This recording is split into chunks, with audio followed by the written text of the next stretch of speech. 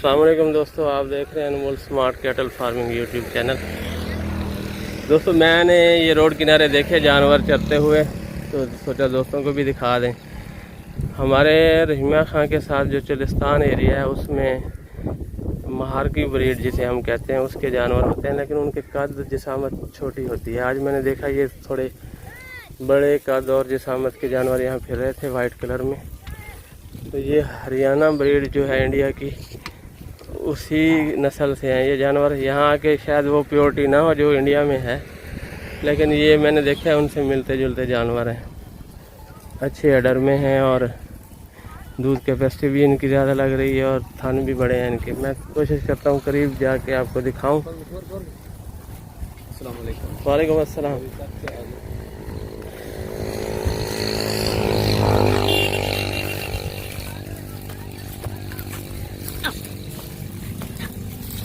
क्या नाम है भाई आपका? अताउल्ला। किस बरादरी से हैं? महार। कौन से महार? मुब्बा। हाँ, ये कितने घरों के जानवर हैं ये जो हैं? 5-7 के हैं। जानवर बेचते भी हैं आप? बेचते भी हैं। कौन सा जानवर है इसमें, कोई है फार सेल? इसमें तो नहीं है, वो गाँव चली आएंगे। घर वो बंदा बैठा होता पतला नहीं। अच्छा, बाबा बैठा। चलो ठीक है। क्या वैसे अंदाज़ा रेट है इन जानवरों के? रेट जितना तो माल हो जाए उतना रेट। कुछ आइडिया दे दें थोड़ा सा। कोई आइडिया दे देना। आइडिया लाख वालियाँ भी हैं, लाख रुपये भी हैं, कुछ थल्ले भी हैं। अच्छा, वो जितना चीज़ सही। इनमें अच्छा जानवर कौन सा है, दिखाएंगे आप? अच्छा जानवर कौन सा है आपके ख्याल में इस पूरे इसमें अजड़? अपने वास्ते तो सारे अच्छे भी हैं। तो आपका माल है अच्छा भी है ना। हाँ, आपके माल में कोई बुरा तो नहीं? हाँ, सारे जानवर ही प्यारे होते हैं जी। मान ले भाई से मैंने पूछा कि इनमें अच्छा क्वालिटी वाला जानवर कौन है, तो कहता है मेरा जानवर है जी, मेरे लिए सारे ही अच्छे हैं। इनकी बात 100% सही है। अच्छा, ये जो काले रंग की है गाय, इसको अगर इस सफ़ेद बुल से क्रॉस करवाएं तो इन नाल क्रॉस करवाऊंगी तो केजे बच्चे जैसे सफ़ेद जैसे काले सफ़ेद इससे सफ़ेद बच्चे मिलेंगे। और वो जो फिर रही है कि वो जैसे वो काली खड़ी है, अच्छे भी, वो भी अच्छे भी देते हैं। ये उनकी बच्चे की तरह साढ़े माल है। अच्छा दे उतना भी दे दें। अच्छा, ये बताएं कि इनसे नुकरे भी आ सकते हैं? नुकरे भी आते ना, थोड़ा भी मिला। ये तो नुकरा नहीं है, फुल भी नहीं है ना। हाँ, इसकी नोर देखें। नहीं,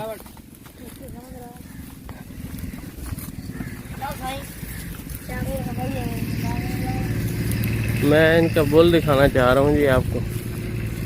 ये छोटे कद का क्यों है? चोलिस्तानी तो बड़े हैवी जानवर होते हैं, ये छोटे कद का क्यों है?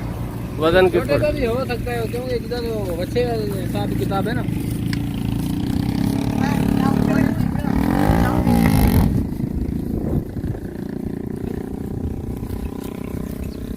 ये बछड़ी कितने की होगी? ये जो खड़ी है दूसरी सफेद।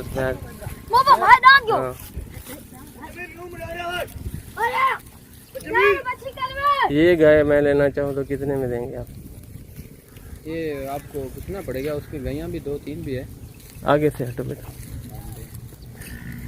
पूछना कैसे पड़ेगा? मालिक से पूछना पड़ेगा। ये आपकी नहीं है? नहीं है।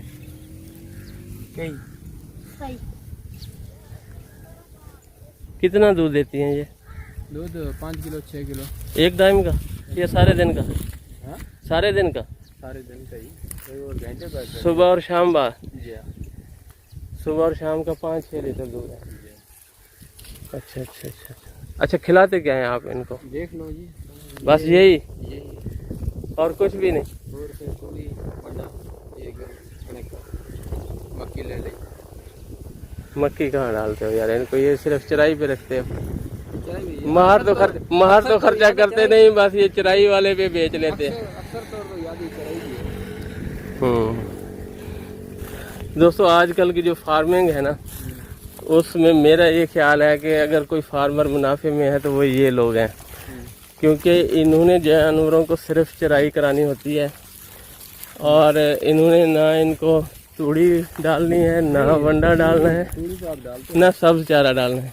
नहीं, क्या मेल भी चारते हैं। मैल शुगर मिल वाली, शुगर मिल वो कितने की एक ट्राली आती है? वो आती है 30-35 हज़ार तक है। पहुँच कितने मन होता है उसमें, कितने टन होता है? टन का हिसाब। अच्छा 25 टन का। 25 टन 35,000 में? 25 टन नहीं होते, हाँ वो 25 मन होता है एक टन में। अच्छा, आज उस बाबे को तो कितने टन आते हैं एक उसमें? हाँ? ट्राली में कितने टन आते हैं? ट्राली में 25 मन आते हैं, 50 आते हैं, कितने? 12-13 आते हैं, 20 भी आ जाते हैं। कितना अर्सा चल जाती है वो? वो माल के हिसाब से होता है। उससे सुना है दूध बहुत बढ़ता है आपका, दूध जानवर बहुत बढ़ा जाते हैं, दूध बहुत गोश्त भी बढ़ता है उससे, उससे नुकसान भी होता है? नहीं। हाँ, हेलो। वो जो मड होती है ना जी, शुगर मिल की मैल, ये जानवर उसको हजम कर लेते हैं क्योंकि इन्होंने सारा दिन चलना फिरना होता है। लेकिन अक्सर दोस्त जिन्होंने अपने फार्म पे जानवर बांधे हुए हैं, उनके जानवरों में उसका रिजल्ट जो है थोड़ा सुना है कि कुछ सही नहीं आता, बाहर जानवर मरे भी हैं।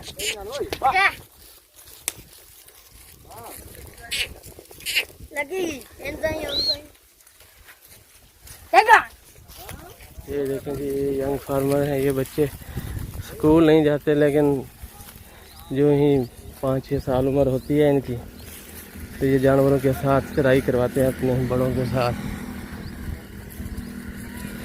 कितना अरसा हुआ है आप रोही से इधर आए? थोड़ा अरसा, कणका। जब से ये गंदम की फसल यहाँ मैदानी इलाके में कटना शुरू हुई है तो ये जानवर यहाँ ले आए हैं, वरना सारा साल ये जानवर रेगिस्तान में रहते हैं। वहाँ बारिशें होती हैं, जड़ी बूटियाँ वहाँ उगती हैं, तो ये लोग जो है ना उसी की चराई कराते हैं और बारिशों के पानी को ही ये सेव करके रेगिस्तान में टोबे बनाते हैं, उसी से खुद भी पानी पीते हैं और जानवरों को भी पिलाते हैं। तो इस मौसम में अक्सर ये यहाँ आ जाते हैं, इस मौसम में। और कपास की जब कटाई शुरू होती है ना कपास की फसल की, तो उस वक्त भी आते हैं ये। तो जब जो ही यहाँ कपास की बिजाई हो जाएगी तो ये सारे जानवर लेके अपने ये रेगिस्तान में चले जाएंगे।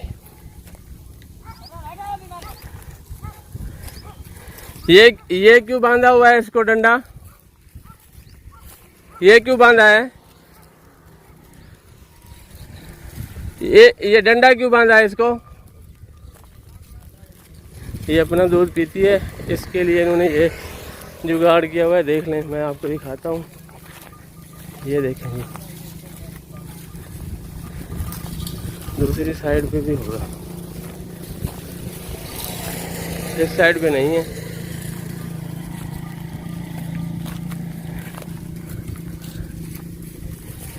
मेरा ये ख्याल है कि जो दोस्त ब्रीड पे काम करना चाह रहे हैं, ये देखें जी, हवाना देखें इस गाय का,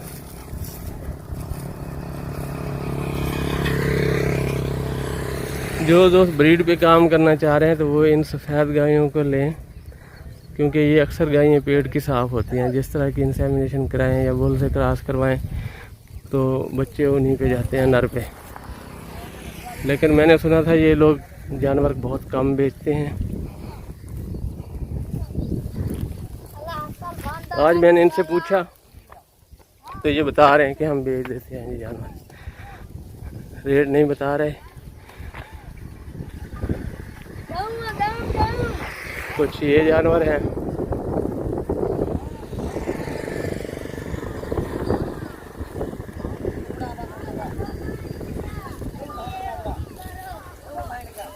पहले मैं बात कर रहा था कि ये ही फार्मर जो है मुनाफे में है ना, ये इनके खर्चे बहुत कम होते हैं,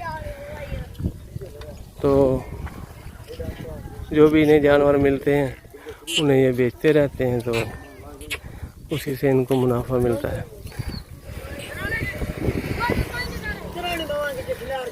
मैंने देखा है कि इनके जानवर का जिस्मत में थोड़े बड़े हैं, लेकिन कभी मैं दूसरी वीडियो भी आपको दिखाऊंगा जिनके जानवर बहुत ही छोटे होते हैं, वो भी इसी रुहेली ब्रीड से उनका भी ताल्लुक़ होता है, लेकिन उनकी जिस्मात इतनी बड़ी नहीं होती जितनी इन जानवरों की है। बोल इनके साथ होते हैं जड़ में, इन्हें कभी भी वो डॉक्टर को नहीं बुलाना पड़ता। ये देखें, यहीं क्रॉस होते रहते हैं जानवर, और बच्चे भी इनको मिलते हैं। छोटे छोटे जो बच्चे हैं वो ये घरों में रखते हैं, शाम को गायें जाती हैं उनको दूध पिलाती हैं। दूसरी बात जो मैं इन जानवरों से मुताल्लिक़ अक्सर दोस्तों को बताता हूँ वो ये कि चूँकि ये जानवर ऑर्गेनिक फूड पे पले होते हैं, रोही में चुलिस्तान में भी ये कुदरती जड़ी बूटियाँ खाते हैं और किसी एक किस्म की जड़ी बूटी नहीं खाते। ये हर तरह की जड़ी बूटियाँ, और ख़ास तौर पे जिसे हम कोड़तुम्मा कहते हैं वो चुलिस्तान में बहुत होता है, तो ये जानवर उसको खाते रहते हैं। तो उसी का असर जो है ना इनके जिस्म में भी होता है। ज़ाहिरी बात है, जिस तरह का हम खुराक खाएंगे या जानवर खुराक खाएंगे, चारा खाएंगे, तो उसके असरात उनकी जिस्मात में फिर दूध और गोश्त में भी आते हैं। तो वो ऐसी जड़ी बूटियाँ हैं कि उससे जहरबाद का ख़ात्मा होता है। इनको ना तो सब्ज़ मसाले की ज़रूरत होती है, ना हाजमे के मसाले की, ना ही कोई और मसाइल इनके जानवरों में आते हैं। जैसे अक्सर हमारे घरों में बंधे हुए जानवरों में हवाने के मसाइल आते हैं, तो इनमें ये मसाइल इनके जानवरों में बहुत कम होते हैं।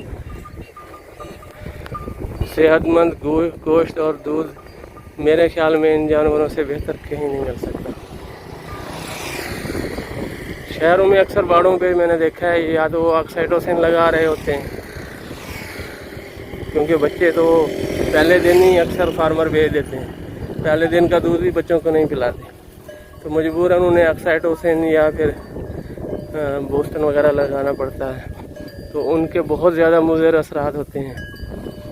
तो मैं एक वीडियो बनाऊंगा इंशाल्लाह दोस्तों के लिए कि घर में कैसे एक जानवर रख के हम अपने घर का दूध खाले से इस्तेमाल कर सकते हैं और बच्चों को और ख़ुद को बीमारियों से पाक रख सकते हैं। कितना हमारे जानवर किस नौइयत का ख़रीदना पड़ेगा, उस पर कितने डेली के अखराजात आएंगे और कितना हमारा टाइम उस पर सर्फ होगा, कितना दूध मिलेगा, हमें बचत कितनी मिलेगी, इस सारे पे इंशाल्लाह मैं सोच रहा हूँ बहुत दिनों से कि दोस्तों को बताया जाए कि वो कम अज़ कम एक जानवर किसी न किसी तरीके से अपने घर में पालें, चाहे वो शहर में रहने वाले दोस्त हों, चाहे गांव में रहने वाले हों।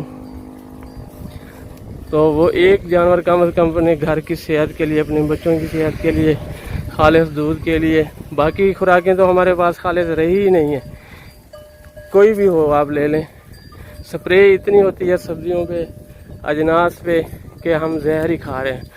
एक ये चीज़ जो हमारे रोज़ाना इस्तेमाल की हमारे बच्चों के लिए, हमारे लिए दूध, अगर वो भी हमें खालिस ना मिले तो फिर सेहत के मामले में फिर हमें परेशानियाँ मिलेंगी, परेशानियों का ही सामना करना पड़ेगा। सेहत से हम सब लोग जो है ना फिर हाथ धोते जा रहे हैं, बल्कि बहुत से मसाइल पैदा हो गए हैं। तो मैं दोस्तों को ना यही बल्कि बता ही देता हूँ कि कम अज़ कम एक जानवर आप 12 लीटर कैपेसिटी का ज़रूर घर में रखें। अगर आप शहर में रहते हैं तो कहीं आसपास कोई प्लॉट खाली पड़ा होता है, वहाँ जगह बना लें, सर्दी और गर्मियों से महफूज करने के लिए उसकी छत बना लें, और तकरीबन सुबह 1 घंटा दें और शाम को 1 घंटा दें। दूध भी निकालें आप और उसको चारा भी डालें, सफाई भी करें, तो आपको जो है ना वो घर का दूध भी मिलेगा, उसका ख़र्चा भी निकलेगा जानवर का, और साल बाद जब उसका जो साथ बच्चा होगा वो तैयार हो जाएगा तो आपको वो प्रॉफिट भी मिलेगा। इस पर इंशाल्लाह मैं वो बनाऊँगा रिपोर्ट, कितने अखराजात आएंगे, कितना हमें दूध मिलेगा, कितना मुनाफा मिलेगा। तो इस कोशिश ये करनी है कि दोस्तों को तरगीब मिले और वो घरों में जानवर पालें दूध के लिए। जो दोस्त शहरों में रह रहे हैं, ख़ास तौर पे बड़े शहरों में, कराची, लाहौर में, उन दोस्तों के लिए मैंने ये माहौल जो है ना कैप्चर किया है, क्योंकि उन दोस्तों के लिए ये बड़ी काबिल-ए-दीद चीज़ है। शहर की दीवारें देख के, सड़कें देख के अक्सर बंदे उकता जाते हैं, तो देहात का माहौल देखना पसंद करते हैं। मुझे एक दोस्त ने वीडियो अपने मेरे चैनल पे भी कमेंट किया था कि अब लॉकडाउन है, मंडियां बंद हैं, तो आप हमें अपना गांव दिखाएं। तो गांव तो मेरा दूर है, मैं जा नहीं सका था। इस तरफ आज मेरा आना हुआ नेपियर ग्रास के सीड के लिए। तो ये जानवर भी मैंने देखे, माहौल देखा, तो मैंने सोचा दोस्तों को ये दिखा दें। ये देखें जी, यंग फार्मर्स जानवरों को चरा रहे हैं। ये देखें, ये खड़े हैं सारे। इस तरफ देख लें,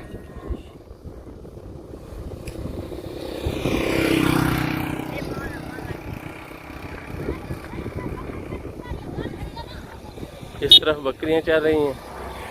ये भी उधर से आए हुए जानवर हैं, रोही की तरफ से।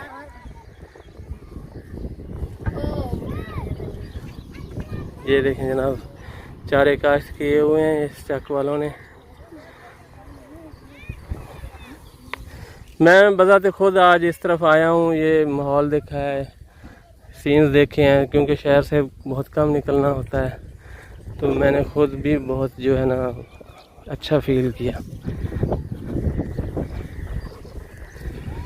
और दोस्तों मैं आपको एक और बात बता दूं कि जैसे वो काली गाय खड़ी है दरमियान में, मैंने ऐसी गायों से भी नुकरे और गुलाबी बच्चे देखे हैं पैदा होते हुए। ये अल्लाह की देन होती है, किसी जानवर में से ये मिलते हैं। इसमें हमारी किस्मत का भी अमल दखल होता है। तो बाज़ दोस्त जो है ना वो नुकरे का भी 20,000 30,000 लगा रहे होते हैं। तो फिर मैं सोचता हूँ इनको पता नहीं है कि कितनी मेहनत से और कितनी कोशिशों से ऐसे बच्चे मिलते हैं। ख्वाहिश होती है हर फार्मर की कि हमें कुछ अच्छा मुनाफा मिल जाए, लेकिन वो दोस्त ये समझते हैं कि ये सिर्फ गोश्त के हिसाब से ही हमें मिलेगा। गुजारिश ये है कि पसे पर्दा जो स्टोरी होती है, जितनी मेहनत काविशें होती हैं, उसको भी दोस्त देखें और चीज़ को देख के मुँह लगाया करें।